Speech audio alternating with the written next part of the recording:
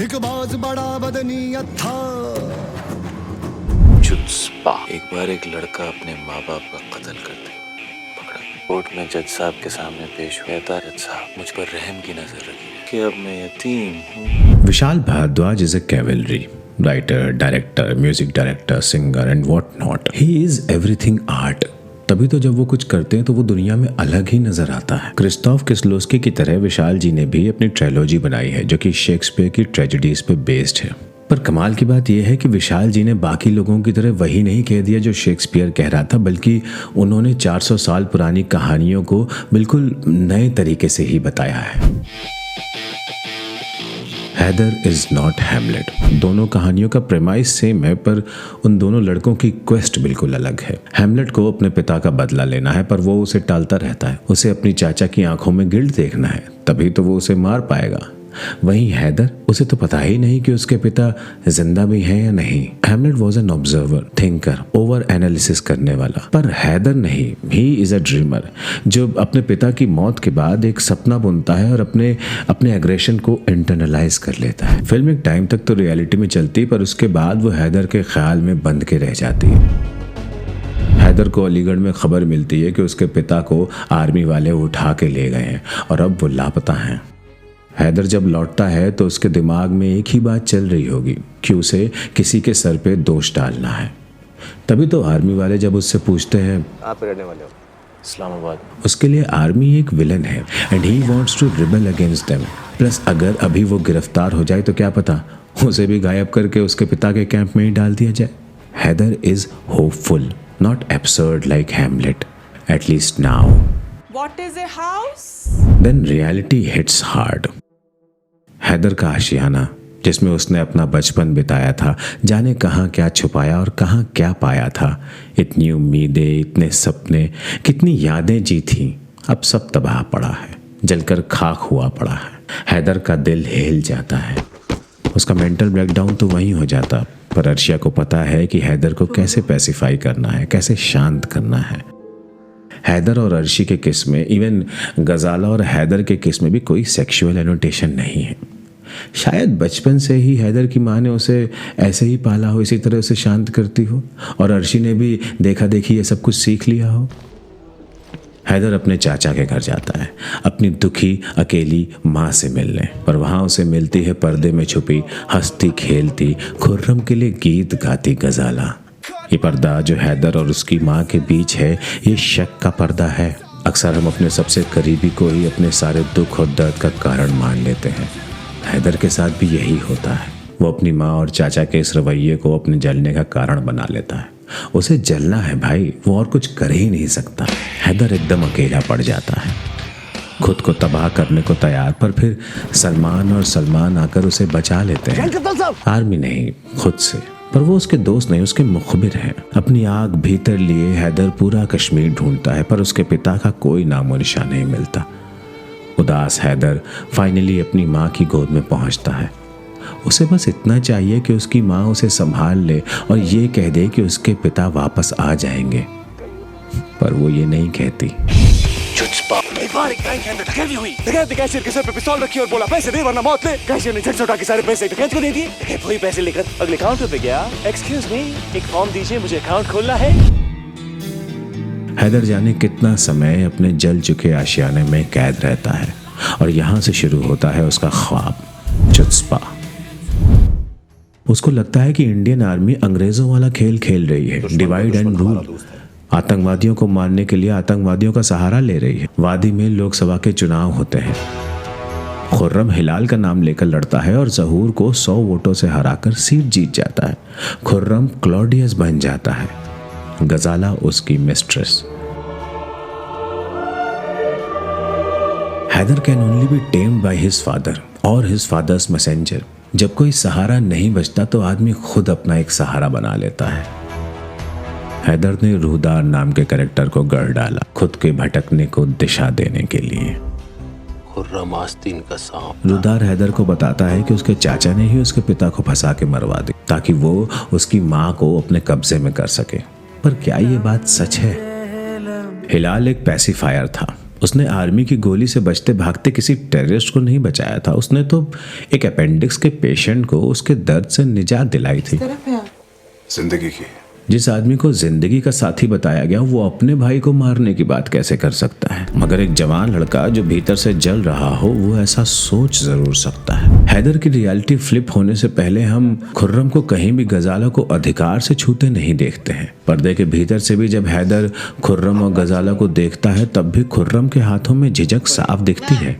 हैदर के अंदर बचपन से ही एग्रेशन था। टीनेज हैदर को बोर्डिंग इसलिए नहीं भेजा गया कि उसके पास गन मिली है, क्या है, किसने दी तुझे? इसलिए क्योंकि उसके अंदर पोटेंशियल है वॉयलेंस का। कहाँ जाऊंगा मैं? जाऊंगा सरहद पार। गजाला को हमेशा से पता था कि हैदर भटक सकता है। जाएगा या नहीं? बात सुनो, जाएगा या नहीं? मुझे पिस्तौल नीचे करिए, मुझे तू जाएगा या नहीं? वो जिद करती है और हैदर को अलीगढ़ जाना पड़ता है। बदला यूनिवर्सिटी में अपने पिता से दूर हैदर काफी पर्पसलेस फील करता होगा।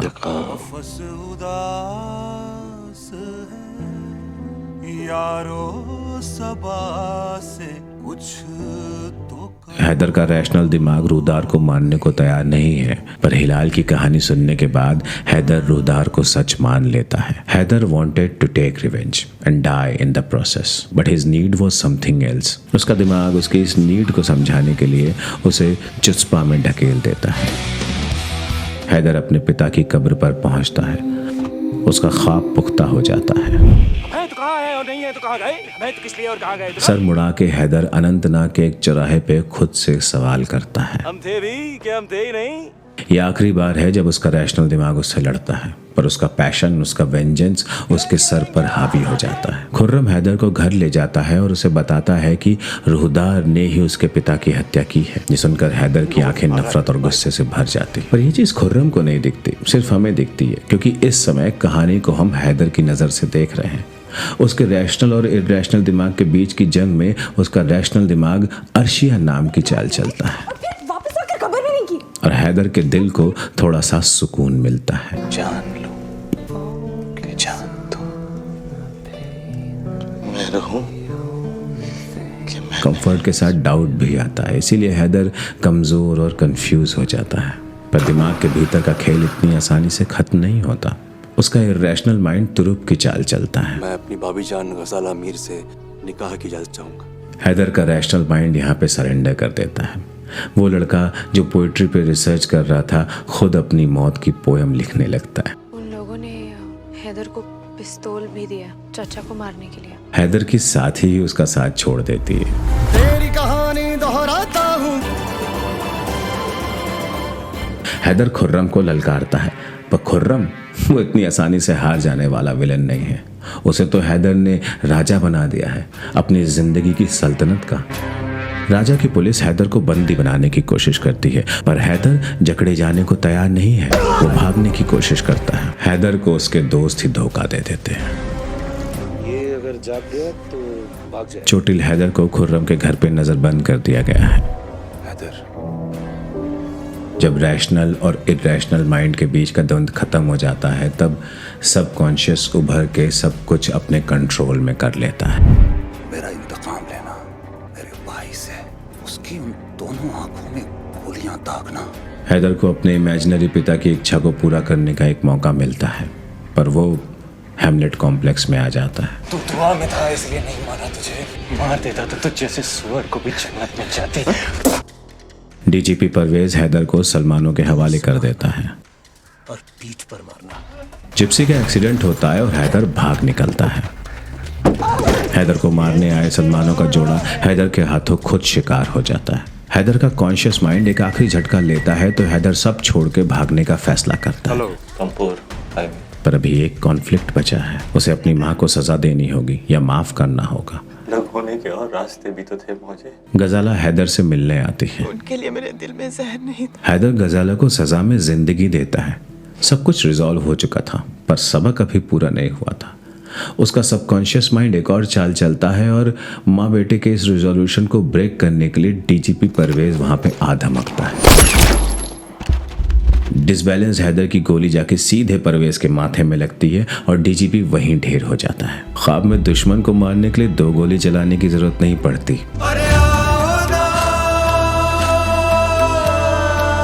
हैदर वापस उस कब्रिस्तान में भाग जाता है जहां उसके पिता की कब्र है। वो खुद अपनी कब्र खोदता है। Haider wants to lie beside his father.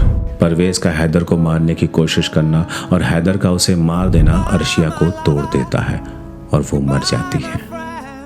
Arshia को दफनाने उसी कब्रिस्तान में लाया जाता है जहां हैदर छुपा हुआ है। एक ही तो थी जिसके साथ हैदर को सुकून मिलता था। अर्शिया की बॉडी देख हैदर पगला जाता है। लियाकत अपने पिता के हत्यारे को देखकर हैदर पर टूट पड़ता है और हैदर के हाथों लियाकत भी मारा जाता है।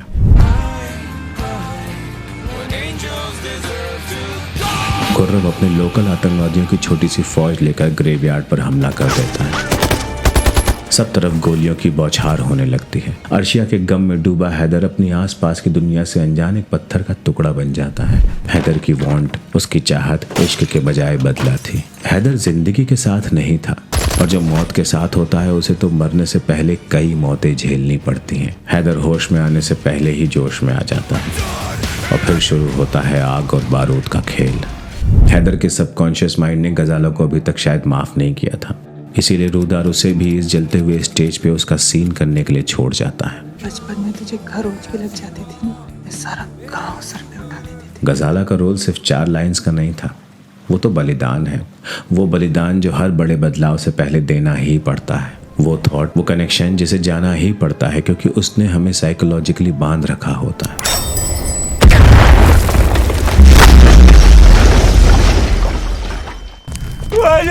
टूटा हैदर अपनी माँ को धधकती आग में पुकारता है पर कोई जवाब नहीं देता। खुर्रम बॉम्ब ब्लास्ट में मरता नहीं है। हैदर गुस्से के चरम पे है। जो कुछ भी खोने को था वो सब कुछ तो वो खो चुका है। Haider wants to kill Khurram but it's not his need।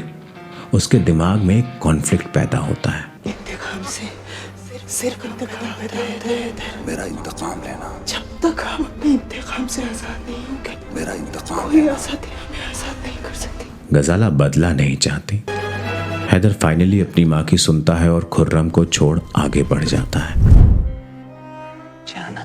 अगर मेरी ये थ्योरी सही है तो इसके बाद हैदर अपने जले हुए घर से बाहर निकलेगा, अर्शिया के पास जाएगा, उसे गले लगा के समझ जाएगा कि ये सब उसका ख्वाब था। फिर वो अपनी माँ के पास जाएगा, पर इस बार वो उसे किसी पर्दे से नहीं देखेगा बल्कि एक बेटे की तरह, जैसे उसे हमेशा देखना चाहिए था। खुर्रम को अपनाने में उसे समय लगेगा, हो सकता है कभी भी उस पर विश्वास ना कर पाए, पर अब हैदर को खून की प्यास नहीं रहेगी। उसकी वांट पूरी होते होते उसको उसकी नीड ने संभाल लिया। हैदर को बदला नहीं, आज़ादी चाहिए थी अपने खुद के बनाए प्रिजन से। हैदर शांत तो नहीं होगा क्योंकि उसे अपने पिता को खोजना है, पर अब वो खुर्रम के साथ मिलकर उन्हें खोजेगा। एंड हु नोज, हिलाल उसे मिल ही जाए। हम सब ऐसे ही किसी न किसी डिल्यूजन को सच मान के बेमतलब के ख्वाब बुनते रहते हैं, बदले के ख्वाब। जब मैं बड़ा आदमी बन जाऊंगा तो सबको उनकी औकात दिखा दूंगा, जब मैं कुछ हो जाऊंगा तो वगैरह वगैरह। पर ये सब जंजीरें हैं यार, वो जंजीरें जो हमें रोकती हैं। अगर हमें आगे बढ़ना है ना तो हमें इन जंजीरों से आज़ाद होना पड़ेगा, इन्हें तोड़ना पड़ेगा। मेरे भाई रोमांटिक बनो, लाइफ में हर चीज़ को लेके, हर पैशन को लेके रोमांटिसाइज करो, पर एब्सर्ड को लेके कोई रोमांटिसाइज मत करो यार। There is no point romanticizing the absurd. गाय पालो, बकरी पालो, कुत्ता पालो, बिल्ली पालो दोस्त, पर जज्बा मत पालो। तो यार दोस्तों, इस बार बहुत दिन लग गए मुझको वीडियो बनाने में, क्योंकि एक्चुअली वीडियो बनाने में बहुत दिन नहीं लगे थे। मैं बहुत ज़्यादा बिजी हो गया था। एक और मैंने काम शुरू किया है, व्लॉगिंग वगैरह शुरू की है। उसका मैं कहीं ऊपर नीचे दाएं बाएं कहीं तो कुछ चैनल का दूंगा नाम वाम, बेसिकली ठीक है। इट्स मैं और मेरे दोस्त है, साथी हैं, उसके साथ हम दोनों मिलके करते हैं। तो उसमें ऊधम काट मचाते हैं, जो कुछ भी करते हैं। खैर देन यार पैसे वैसे थे नहीं, चीज़ें थी नहीं। मेरे पार्टनर का है ना, वो उसका लैपटॉप में यूज़ करता हूँ, उसी का फ़ोन भी यूज़ करता हूँ रिकॉर्डिंग के लिए। तो शी वॉज बिजी, तो चीज़ें हो नहीं पा रही थी, सब कुछ बहुत ही हाथ में था नहीं मेरे। तो I need to buy all these things and I need to do things, पर मेरे पास अभी बिल्कुल पैसे नहीं है। So I don't know, help me out, please help me out. है ना, like share subscribe get me to there. अगर कोई विशाल जी को जानता हो, अगर कोई भी आदमी विशाल जी को जानता है, किसी ऐसे को जानता हो जो विशाल जी को जानते हैं, या इम्तियाज़ अली को जानते हैं, या मोटवानी जी को जानते हैं, अनुराग कश्यप को जानते हैं, ऐसे किसी को कोई जानता हो, अगर किसी को, मेरा कोई लिंक नहीं है, अगर आपका लिंक है तो प्लीज़ यार please connect me to them ना। मैं बता रहा हूँ, आप ही का नाम रोशन होगा सच में। मैं बहुत अच्छा काम करता हूँ, but I need job, I am looking for things. मैं सब कुछ अच्छा करता हूँ सिवाय काम ढूंढ पाने के तो या प्लीज़ डू हेल्प मी। बाकी अपन नेटफ्लिक्स पे तो आने ही वाले हैं, मतलब नेटफ्लिक्स मतलब कोई भी OTT, अच्छा OTT, महंगा, एप्पल व्हाई नॉट। सो वो तो आने ही वाले हैं, उसके लिए तो thank you for routing and I trust you guys कि you will make it happen. So please like, share and subscribe and help me any which way you can. Thank you. God bless.